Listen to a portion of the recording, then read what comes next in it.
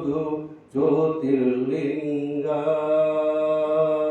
ತಾಳೋಷ್ಟ ಸಂಪುಟವೆಂಬುದು ನಾದ ಬಿಂದುಗಳಾತೀತ. ತಾಳೋಷ್ಟ ಸಂಪುಟವೆಂಬುದು ನಾದ ಬಿಂದುಗಳಾತೀತ. ಗುಹೇಶ್ವರನ ಶರಣರು ನುಡಿದು ಸೂತಕಿಗಳೆಲ್ಲ ಕೇಳ ಮರುಳ ಮಾತೆಂಬುದು ಜ್ಯೋತಿರ್ಲಿಂಗ ಜ್ಯೋತಿರ್ಲಿಂಗ. ಕೊಂಡಿರುವಂತಹ ಪರಮಪೂಜ್ಯ ಜಗದ್ಗುರು ಶ್ರೀ ಶಿವರಾತ್ರಿ ದೇಶಿಕೇಂದ್ರ ಮಹಾಸ್ವಾಮಿಗಳ ಅಡಿದಾವರಿಗಳಿಗೆ ನತಮಸ್ತಕನಾಗಿ, ಅದೇ ತೆರನಾಗಿ ಶರಣ ಸಾಹಿತ್ಯ ಪರಿಷತ್ತಿನ ರಾಜ್ಯಾಧ್ಯಕ್ಷರಾಗಿರ್ತಕ್ಕಂಥ ಪೂಜ್ಯ ಸೋಮಶೇಖರ್ ಸರ್ ಅವರಿಗೆ ವಂದಿಸುತ್ತಾ, ಅದೇ ತೆರನಾಗಿ ವೇದಿಕೆಯ ಮೇಲೆ ಆಸೀನರಾಗಿರುವಂತಹ ಮತ್ತು ವೇದಿಕೆಯ ಮುಂಭಾಗದಲ್ಲಿ ಆಸೀನರಾಗಿರ್ತಕ್ಕಂಥ ಎಲ್ಲರಿಗೂ ಶರಣಾರ್ಥಿಗಳನ್ನು ಹೇಳ್ತಾ ನನ್ನ 4 ಅನಿಸಿಕೆಗಳನ್ನು ಈ ಮೂಲಕ ಪ್ರಸ್ತಾಪವನ್ನು ಮಾಡ್ತಾ ಇದ್ದೇನೆ. ಬಹುಶಃ ನಮ್ಮ 3 ಜನ ಪ್ರಶಸ್ತಿ ಸ್ವೀಕೃತರು ಇವತ್ತು ಬಹಳ ಚೆನ್ನಾಗಿ ಮಾತಾಡಿದರು.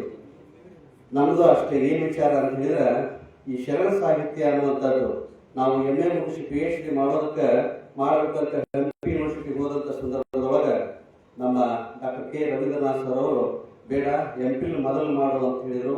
ನೀ ಯಾವುದ್ರ ಬಗ್ಗೆ PhD ಮಾಡಬೇಕು ಬಂದಿ ಅಂತ ಹೇಳಿದಾಗ, ಇಲ್ಲ ನಮಗೆ ಆರೋಢ ಪರಂಪರೆ ಒಂದು ಸ್ವಲ್ಪ ಒಲವು ಜಾಸ್ತಿ ಇರೋದ್ರಿಂದ ಶ್ರೀಮನ್ ನಿಜಗುಣ ಶಿವಯೋಗಿಗಳು ಮತ್ತು ಅಲ್ಲಮ ಪ್ರಭುಗಳ ತೌರಿಕೆ ಅಧ್ಯಯನವನ್ನು ಮಾಡಬೇಕು ಸರ್ ಅಂತ ಹೇಳಿ. ನಿಜಗುಣ ಶಿವಯೋಗಿಗಳ ಹೆಸರು ಕೇಳುತ್ತೇನೆ, ಅವರ ಕೃತಿಗಳು ಯಾವಪ್ಪ ಷಟ್ಶಾಸ್ತ್ರ ಕೃತಿಗಳನ್ನು ಹೇಳಿದೆ. ಆದರೆ ಇಲ್ಲ, ನೀನು ಅದೇನು ಬೇಡ, ನಮ್ಮ ಹೆಸರಾಂತ ವಿದ್ವಾಂಸರಾಗಿರ್ತಕ್ಕಂಥ ನಮ್ಮ ಧಾರವಾಡದ ಡಾಕ್ಟರ್ MM ಕಲಬುರ್ಗಿ ಸರ್ ಅವರನ್ನ ಒಂದು ಸಲ ಭೇಟಿಯಾಗಿ ಬಾ, ಆನಂತರ ನಿನ್ನ ವಿಷಯವನ್ನ ನಾವು ನಿರ್ಧಾರವನ್ನು ಮಾಡೋಣ ಅಂತ ಹೇಳಿದ್ರು.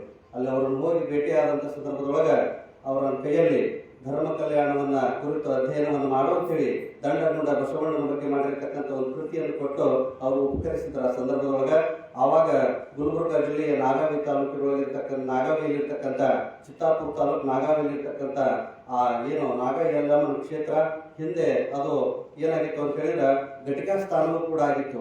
ಅದರ ಮೇಲೆ ನಾನು ಅಧ್ಯಯನವನ್ನು ಮಾಡಿದಾಗ ಕಲ್ಯಾಣದಲ್ಲಿ ಕಟ್ಟುತ್ತಾ ಬಂದ ಕಲ್ಯಾಣಗಳು ಅಂದ್ರ 12ನೇ ಶತಮಾನದಲ್ಲಿ ಬಸವಣ್ಣನವರು ಶರಣರು ಕಟ್ಟಿರ್ತಕ್ಕಂಥ ಕಲ್ಯಾಣ ಮುಂದೆ ಯಾವ್ಯಾವ ರೀತಿಯೊಳಗೆ ಬೆಳವಣಿಗೆಯನ್ನು ಪಡೆದು ಕಟ್ಟುತ್ತಾ ಬಂತು ಅನ್ನುವಂಥದ್ದರ ಕುರಿತು 4ನೇ ಕಲ್ಯಾಣವಾಗಿ ಧರ್ಮ ಕಲ್ಯಾಣ ಅನ್ನೋದ್ರ ಬಗ್ಗೆ ನಾನೇನ್ ಮಾಡಿದೆ, ಅದು MPhil ಅನ್ನು ಮಾಡಿದೆ.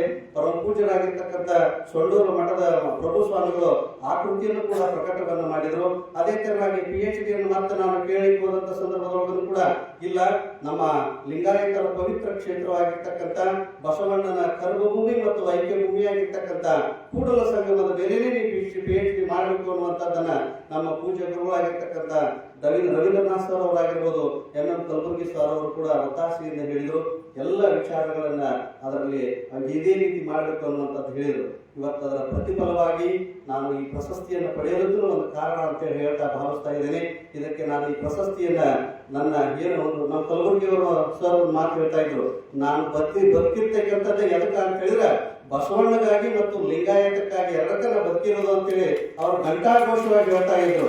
ಆದ್ರೆ ಇತ್ತೀಚಿನ ದಿನಮಾನಗಳಲ್ಲಿ ನಾವು ನೋಡ್ತಾ ಇದ್ದೇವೆ, ಲಿಂಗಾಯತ ಧರ್ಮ ಅನ್ನುವಂಥದ್ದು ಶ್ರೇಷ್ಠವಾಗಿರ್ತಕ್ಕಂಥ ಅದನ್ನೇ ನಾವು ಇಡಬೇಕು ಅಂತೇಳಿ ಬಹಳಷ್ಟು ಒತ್ತಾಸೆ ಇದೆ.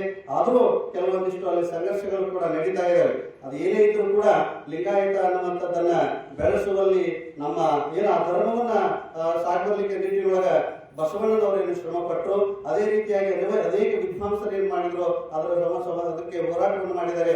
ಅದಕ್ಕೆ ಏನಾಗಿದೆ ಅಂತ ಹೇಳಿ ಒಂದು ಪವಿತ್ರವಾಗಿರ್ತಕ್ಕಂಥ ಸ್ಥಾನಮಾನ ಇತ್ತೀಚೆಗೆ ಸಿಗುವಂತದ್ದಿದೆ ಎನ್ನುವಂಥದ್ದನ್ನು ಹೇಳ್ತಾ ಇದೇ ಈ ಪ್ರಶಸ್ತಿಯನ್ನು ನಾನು ಡಾಕ್ಟರ್ MM ಕಲಬುರ್ಗಿ ಗುರುಗಳಿಗೆ ಅದನ್ನ ಸಮರ್ಪಣಾ ಭಾವದಿಂದ ಅರ್ಪಿಸ್ತಾ ಇದ್ದೇನೆ ಅಂತ ಹೇಳ್ತಾ ಇದ್ದೇನೆ.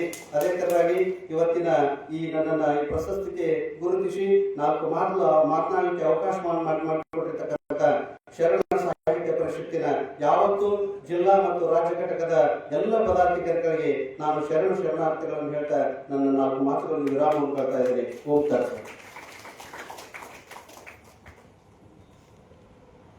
ತಾವು ಸಂಶೋಧನೆ ಮಾಡತಕ್ಕಂಥ ಸಂದರ್ಭದಲ್ಲಿ ಅವರಿಗೆ ಸಲಹೆ ಸೂಕ್ತ ಸಹಕಾರಗಳನ್ನು ನೀಡಿದಂಥ ಹಲವು ಹಿರಿಯ ವಿದ್ವಾಂಸರುಗಳನ್ನು ಸ್ಮರಿಸಿಕೊಂಡಂಥ ಡಾಕ್ಟರ್ ಕಾಂತೇಶ್ ರೆಡ್ಡಿ ಅವರಿಗೆ ಹೃತ್ಪೂರ್ವಕವಾಗಿರ್ತಕ್ಕಂಥ ಧನ್ಯವಾದಗಳು. ಈಗ ಮುಖ್ಯ ಅತಿಥಿಗಳಿಂದ ಒಂದು 4 ಮಾತುಗಳು